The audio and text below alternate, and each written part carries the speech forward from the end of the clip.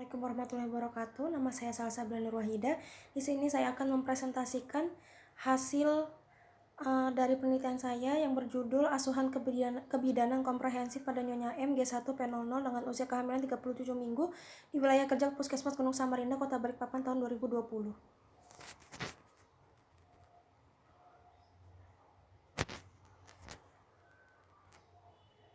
Dokumentasi kebidanan pada kunjungan ANC pertama tanggal 12 Desember 2019 pukul 5. Ibu mengatakan saat ini tidak ada keluhan. HPHT tanggal 25 Maret 2019. Gerakan janin 10 kali dalam 24 jam terakhir. Pola fungsional pada masa hamil. Nutrisi, ibu makan 3 kali sehari dengan porsi sedang. Jenis makanan nasi, lauk, sayur, dan kadang diselingi dengan buah dan air putih 4-5 gelas besar sehari dan 2 cangkir susu ibu hamil.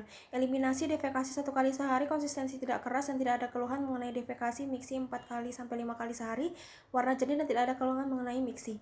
Istirahat atau tidur pada siang hari, ibu istirahat selama kurang lebih 30 menit sampai 1 jam dan tidur malam kurang lebih 8 jam. Aktivitas ibu di dalam rumah mengurus rumah seperti cuci baju, bersih-bersih dan memasak. Aktivitas ibu di luar rumah adalah kuliah setiap Sabtu dan Minggu. Ibu melakukan hubungan seksual 1 kali dalam seminggu. Data objektif keadaan umum baik, kesadaran kosmetis, berat badan sebelum hamil 56 kg, saat ini 66 kg, tekanan darah 110/70 mm/Hg, nadian 80 kali per menit, suhu 36,7 derajat Celcius, pernapasan 18 kali per menit, mata tidak terdapat udem pada kelopak mata, konjungtiva tidak tampak pucat, sklera tampak berwarna putih, payudara terdapat hiperpigmentasi pada areola, terjadi pembesaran pada mamai dan terdapat pengeluaran kolostrum. Abdomen, pembesaran uterus sesuai usia kehamilan, terdapat linea nigra. Leopard 1 TFU 27 cm, setengah PX pusat pada bagian fundus, terdapat bagian lunak agak bulat dan tidak melenting atau bokong. Leopard 2 terdapat bagian kanan memanjang keras seperti papan di sebelah kanan atau punggung kanan dan terdapat bagian-bagian kecil janin sebelah kiri atau ekstremitas. Leopard 3 pada bagian bawah perut ibu terdapat bagian bulat keras dan melenting atau kepala janin masih dapat digoyangkan saat palpasi. Leopard 4 bagian terendah janin belum masuk PAP atau konvergen. TBJ 2325 gram. DJJ punktum maksimum pada kuadran 3 perut ibu, frekuensi 139 kali per menit, irama rata-rata reguler, intensitas kuat. Genitalia, tidak ada tampak pengeluaran pada daerah genitalia, ekstremitas refleks patella positif, turgor baik, tidak udem, kavela refill baik, kembali dalam 2 detik. Pemeriksaan penunjang, pemeriksaan laboratorium dengan hasil HB 14,1 gram desiliter, golongan darah B, HIV non-reaktif, sifilis non-reaktif, HBsAg non-reaktif, protein uterin negatif. Pemeriksaan USG dilakukan pada tanggal 9 Desember 2019 dengan hasil usia kehamilan 36-37 minggu. Bagian terendah janin adalah kepala, taksiran berat janin 2017-2800 gram, letak plasenta baik, jumlah air ketuban cukup. Asesmen diagnosa Nyonya M G1P00, usia kehamilan 37 minggu, janin tunggal, hidup intrauterin, masalah tidak ada, diagnosa potensial tidak ada, masalah potensial tidak ada, kebutuhan segera tidak ada. Penata laksanaan menjelaskan hasil pemeriksaan pada klien dan keluarga, itu dapatkan hasil pemeriksaan masih dalam batas normal. Memberikan KI tentang nutrisi selama kehamilan trimester 3, itu tetap makan 3 kali sehari namun porsinya lebih banyak dari sebelum hamil, dan konsumsi nasi, protein hewani dan nabati serta sayuran hijau, penuhi kebutuhan cairan minimal 8 gelas per hari. Pukul 17.10 memberikan KI tentang tanda-tanda persalinan, yaitu sakit dan mules pada perut bagian bawah sampai ke pinggang, rasa sakit atau mules semakin lama semakin sering, semakin kuat dan teratus, keluarkan lendir yang bercampur dengan darah dan keluar cairan ketuban. 17.15 memberikan KI tentang tanda bahaya kehamilan trimester 3. 17.20 memberikan KI tentang persiapan persalinan. 17.25 menganjurkan ibu untuk minum obat dari bidan seperti tablet FE, kalak, dan vitamin B kompleks. 17.30 menganjurkan ibu untuk kembali melakukan pemeriksaan hamil ke puskesmas sesuai dengan tanggal yang telah ditentukan, yaitu 19 Desember 2019.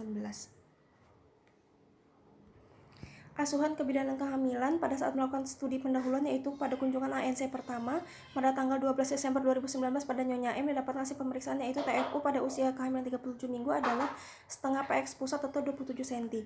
Namun berdasarkan teori, menurut Varney tahun 2010, TFU pada usia kehamilan 37 minggu adalah setinggi prosesus Sigmoideus atau kurang lebih 33 cm.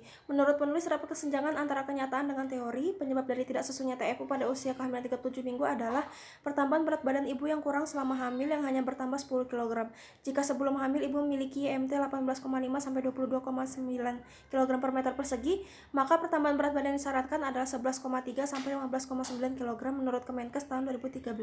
Selain itu, penyebab dari tidak sesuainya TFU pada usia kehamilan 37 minggu adalah pola makan ibu yang tidak mengalami perubahan dari sebelum hamil, yaitu menurut Varney 2010, gizi pada waktu hamil harus ditingkatkan hingga 300 kalori per hari, maka total kebutuhan mengkonsumsi makanan yang mengandung protein, zat besi, dan minum cukup cairan.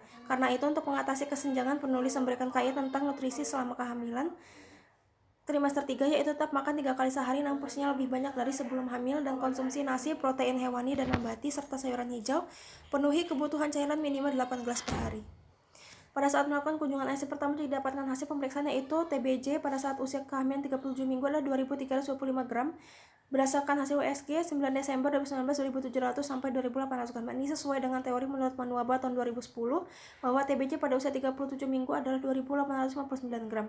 Menurut penulis tidak ada kesenjangan antara kenyataan dengan teori. Pada saat melakukan kunjungan ANC kedua pada tanggal 20 Desember 2019 didapatkan hasil pemeriksaan yaitu TBC pada usia kehamilan 38 minggu adalah 2.480 gram dan TBC berdasarkan hasil USG pada tanggal 9 Desember 2019 adalah 2.700 sampai 2.800 gram. Hal ini sesuai dengan teori menurut Damanik tahun 2014 bahwa berat badan lahir normal adalah bayi yang dilahirkan dengan berat lahir 2.500 sampai 4.000 gram.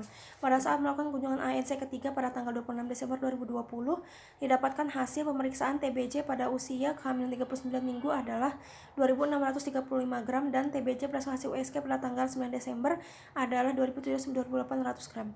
Hal ini sesuai dengan teori menurut Damanik bahwa berat badan lahir normal adalah bayi yang dilahirkan dengan berat lahir 2.500 sampai 4.000 gram. Pada asuhan kebidanan persalinan, tanggal 11 Januari 2020 didapatkan data yaitu ibu mulai memasuki proses persalinan dengan usia kehamilan 41 minggu 2 hari. Hal ini sesuai dengan pernyataan JNPKKR tahun 2008 bahwa persalinan adalah proses di mana bayi, plasenta, dan selaput ketuban keluar dari uterus.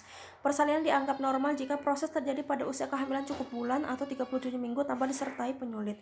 Menurut penulis tidak ada kesenjangan antara kenyataan dengan teori. Pada saat melakukan asuhan kebidanan INC kelas 1 persalinan pada tanggal 11 Januari 2020 jam 9, didapatkan data yaitu ibu merasa mules dan nyeri pinggang namun belum ada keluar lendir darah. Ibu datang ke UGD RS Balikpapan Baru pada tanggal 11 Januari 2020 dan hasil pemeriksaan dalam dengan hasil vulva vagina tidak ada kelainan, porsio traba lembut tebal, effacement 25%, dilatasi serviks 1 cm, selaput ketuban utuh, bagian terendah janin kepala, denominator ubun-ubun kecil, HOT 1, tali pusat tidak menumbung.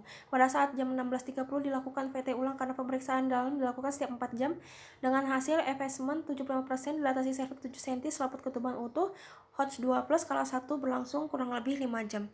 Namun berdasarkan teori, menurut Manuaba tahun 2010, kala 1 adalah kala pembukaan yang berlangsung antara pembukaan 0 sampai pembukaan lengkap. Lamanya kala 1 untuk primigravida berlangsung 12 jam, sedangkan multigravida sekitar 8 jam. Berdasarkan kurva Friedman, diperhitungkan pembukaan primigravida 1 cm per jam dan pembukaan multigravida 2 cm per jam. Menurut penulis terdapat kesenjangan antara kenyataan dengan teori.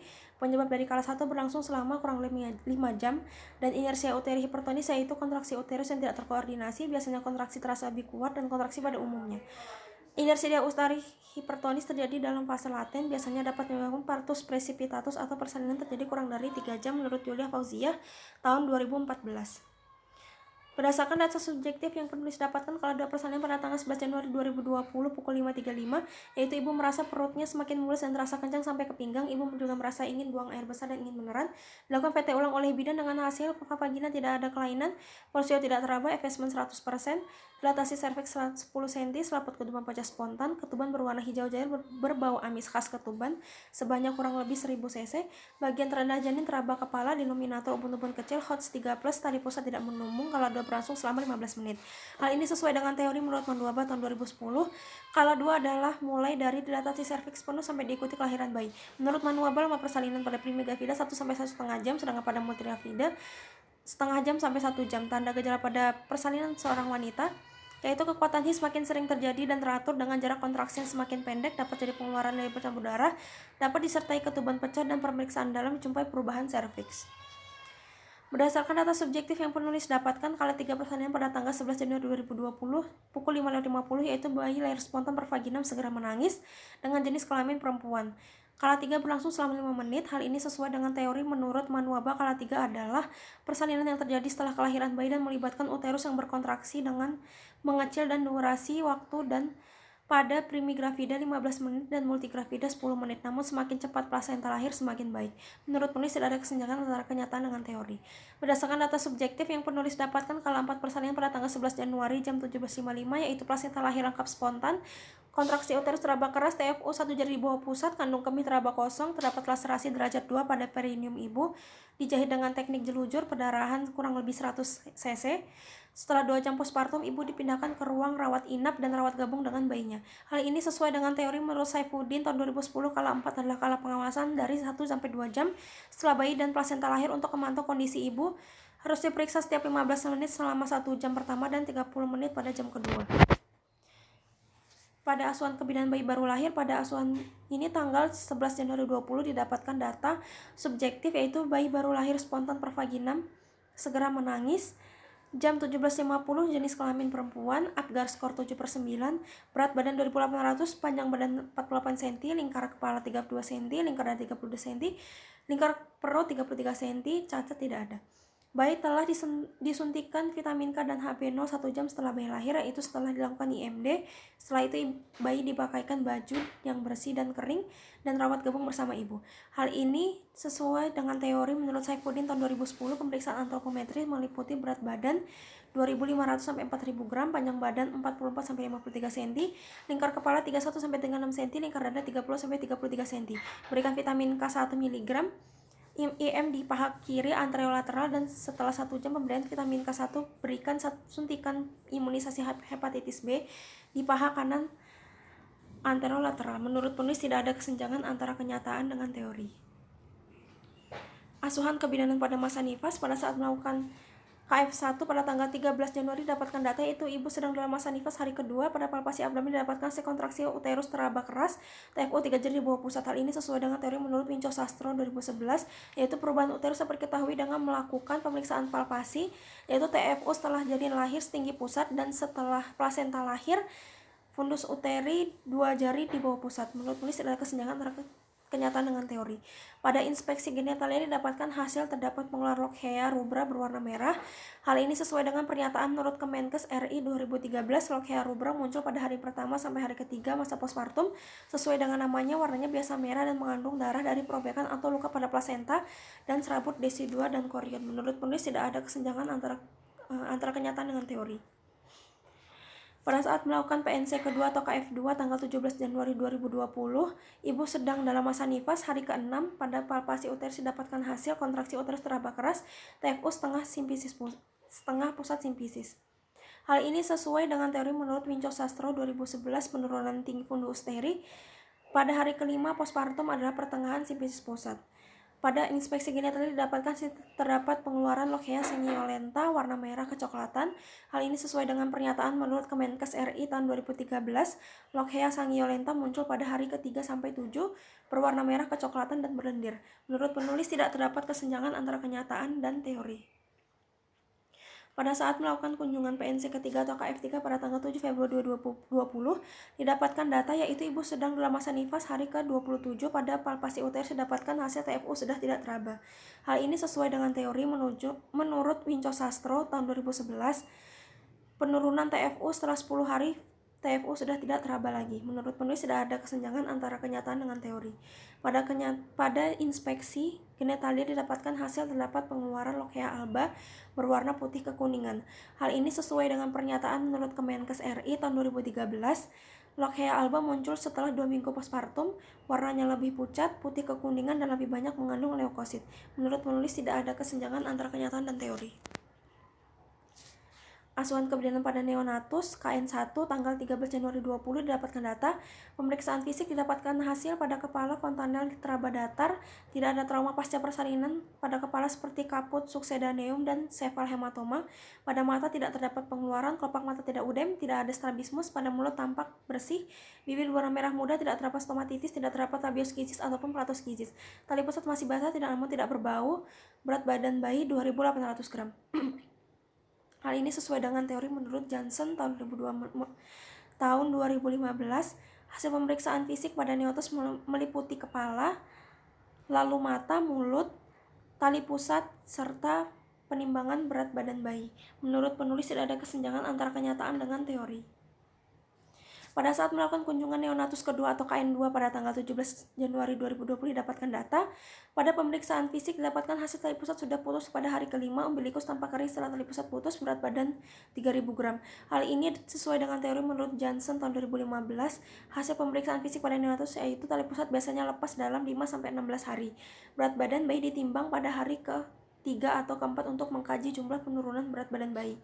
Menurut penulis tidak ada kesenjangan antara kenyataan dan teori. Pada saat kunjungan neonatus ketiga atau KN3 pada tanggal 7 Februari 2020, didapatkan data yaitu kunjungan neonatus ketiga dilakukan saat bayi berumur 27 hari. Hal ini sesuai dengan pernyataan menurut Depkes RI 2009, kunjungan neonatal hari ketiga dilakukan pada hari 8-28 hari setelah lahir. Menurut penulis tidak terdapat kesenjangan antara kenyataan dengan teori. Pada saat melakukan asuhan kebidanan keluarga berencana didapatkan data yaitu klien belum memiliki pengetahuan tentang KB.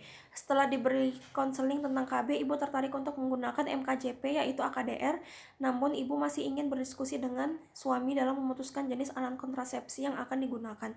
Hal ini sesuai dengan teori menurut Sulistiawati tahun 2012, yaitu keluarga berencana atau family planning atau Planned Parenthood merupakan suatu usaha mengajarkan atau merencanakan jumlah dan menjarak kehamilan dengan menggunakan kontrasepsi. Menurut penulis tidak ada kesenjangan antara kenyataan dengan teori. Sekian dan terima kasih presentasi saya kali ini. Kurang dan lebihnya mohon maaf. Wassalamualaikum warahmatullahi wabarakatuh.